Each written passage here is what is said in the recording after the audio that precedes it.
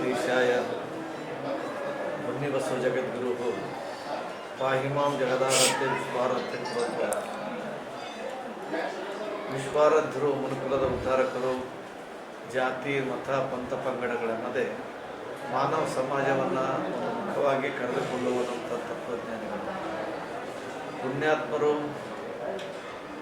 ಗಮರ ನಿಲಯ ಜಗದ್ಗುರು ಬನ್ನಿಬಸವೇಶ್ವರ ಅಂದರೆ ಕಾಶಿಪೀಠದ 65ನೇ ಜಗದ್ಗುರು, ಶ್ರೀ ಶ್ರೀ ಶ್ರೀ 1008 ಜಗದ್ಗುರು ಮಲ್ಲಿಕಾರ್ಜುನ ರಾಜದೇಶಿಕೇಂದ್ರ ಶಿವಾಚಾರ್ಯ ಭಗವತ್ಪಾದಂಗಳವರು ಸಂಚಾರ ಮಾಡುತ್ತಾ ಧರ್ಮ ಪ್ರಚಾರ ಮಾಡುತ್ತಾ ಅಲ್ಲದೆ ತಪೋನುಷ್ಠಾನಗಳನ್ನು ಮಾಡುತ್ತಾ ಸಂಚಾರ ಮಾಡುತ್ತಾ ಬಂದು ಇಲ್ಲಿ ವಾಸ ಮಾಡಿ ಸ್ವಲ್ಪ ದಿನಗಳ ನಂತರ ಬನ್ನಿ ಗಿಡದ ಬುಡದಲ್ಲಿ ತಪೋನುಷ್ಠಾನಗಳನ್ನು ಮಾಡುತ್ತಾ ಯಥಾ ರೀತಿಯಾಗಿ ನಡೆದುಕೊಂಡು ಬಂದಂಥ ಆತ್ಮಬಲದ ಒಂದು ಶಕ್ತಿಯಿಂದ ಅವರು ದೇಹ ಬಿಡುವಂಥ ಪ್ರಸಂಗದಲ್ಲಿ ಎಲ್ಲ ಜನರು ಉದ್ಘೋಷಣೆ ಮಾಡ್ತಾರೆ. ಬನ್ನಿ ಗಿಡದ ಬುಡಕ್ಕೆ ತಪ ಮಾಡಿದ್ದಕ್ಕಾಗಿ ಬನ್ನಿ ಬಸವನೆಂದು ಗುರುನಾಥ ಪ್ರಖ್ಯಾತಿಯಾದ ನಮ್ಮ ಭಾಗದಲ್ಲಿ ಅಂತ ತಿಳ್ಕೊಂಡು ಎಲ್ಲರೂ ದರ್ಶನಾರ್ಥಿಗಳಾಗಿ ದರ್ಶನವನ್ನು ಪಡೆದುಕೊಂಡು ಬೇಡಿಕೊಳ್ಳತಕ್ಕಂಥವ್ರಾಗ್ತದೆ. ಆ ಪುಣ್ಯಾತ್ಮರ ಒಂದು ಪರಂಪರೆಯಲ್ಲಿ ಗಮರ ಪಂಚಗ್ರಹ ತೊಪ್ಪಕಟ್ಟಿ ಹಿರೇಮಠ ನಿರ್ಮಾಣವಾಯಿತು ಅಂತ ತಿಳ್ಕೊಂಡು ಪುರಾಣ ಇತಿಹಾಸಗಳಿಂದ ನಾವು ಕೇಳಿದುಕೊಂಡು ಬರುವಂಥವರಾಗಿರ್ತೀವಿ. ಬನ್ನಿಬಸವೇಶ್ವರ ಇಲ್ಲಿ ಗ್ರಾಮ ದೇವತೆಯಾದಂಥ ಅಮೃತೇಶ್ವರನ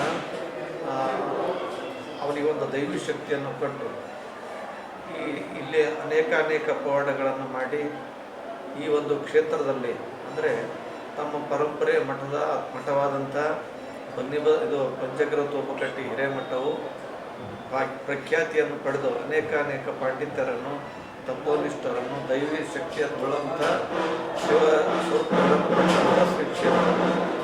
ಇಂಥ ಒಂದು ಕ್ಷೇತ್ರದಲ್ಲಿ ಅನೇಕ ಜನರು ಹುಟ್ಟಿದರು. ಅವರಲ್ಲಿ ಬಸವಲಿಂಗಾರ್ಯ ಅಂತ ತಿಳ್ಕೊಂಡು ಪ್ರಖ್ಯಾತಿ ಹೊಂದಿದಂಥವರು. ಅವರು ಗವಾರದ ಭಕ್ತ ಅಮೃತೇಶ್ವರ ಪುರಾಣ, ಕಲ್ಯಾಣೇಶ್ವರ ಪುರಾಣ, ಮಂತ್ರಾಳದ ಶಿವಲಿಂಗೇಶ್ವರ ಪುರಾಣ, ರೇಣುಕರ 1400 ವರ್ಷ ಭೂಮಿ ಮೇಲೆ ಸಂಚಾರ ಮಾಡಿದರೆ 700 ವರ್ಷ ಅರಿಯತಕ್ಕ ಘನ ಶಕ್ತಿಗಳಂಥ ಪುರಾಣವನ್ನು ರಚನೆ ಮಾಡಿ ಹೀಗೆ ಅನೇಕ ಧರ್ಮ ಗ್ರಂಥಗಳನ್ನು ಸಮಾಜಕ್ಕೆ ಕೊಡುತ್ತಾ ಧರ್ಮಾನುಷ್ಠಾನಗಳನ್ನು ಮಾಡುತ್ತಾ ಇರುವಂಥ ಸಂದರ್ಭದಲ್ಲಿ ಅವರ ಸಂತಾನೋತ್ಪತ್ತಿಯಾಗಿ ಅನ್ನಯ ಶಾಸ್ತ್ರಿಗಳು, ನಂತರ ಅವರ ಪುಣ್ಯಗರ್ಭದಲ್ಲಿ ಬಂದಂಥವರೇ ವಿಶ್ವರಾಧ್ಯರು.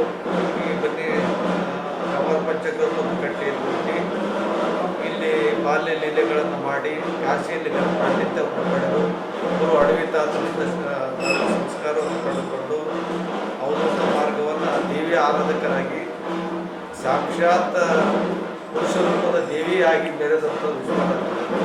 ಇಂಥ ಪುಣ್ಯಾತ್ಮರು ಅಲ್ಲಲ್ಲಿ ತಪೋನುಷ್ಠಾನಗಳನ್ನು ಮಾಡುತ್ತಾ ನಾಡು ತುಂಬಲು ಸಂಚರಿತ ಶಿವಸ್ವರೂಪಿ ಅಬ್ಬೆ ತುಮಕೂರಿನ ಮಾಲಿ ಸಕಲಗಳ ಭಕ್ತಿ ಶ್ರದ್ಧೆಗೆ ಹೋಗ್ಬಿಟ್ಟು ಅಬ್ಬೆ ತುಮಕೂರಿನಲ್ಲಿ ನೆಲೆ ನಿಂತವು.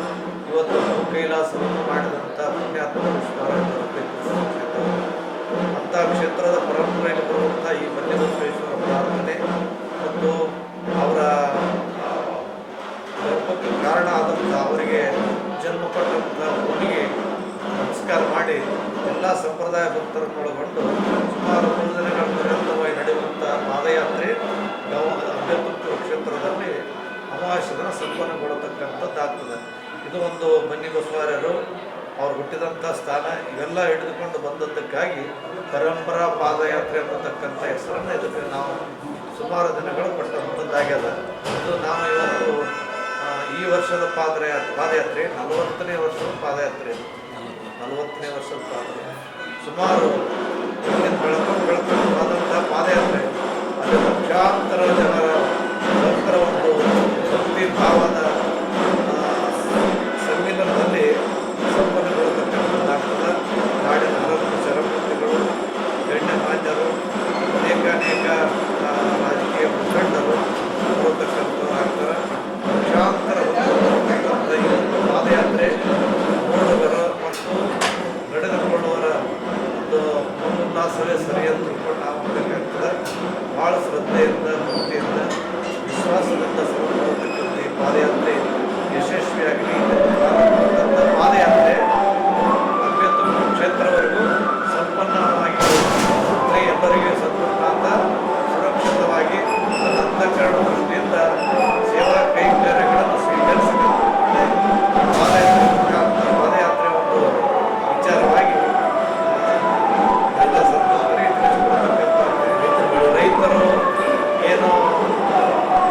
ಭಕ್ತಿ ಮಾಡತಕ್ಕಂಥ ಕಾರಣ.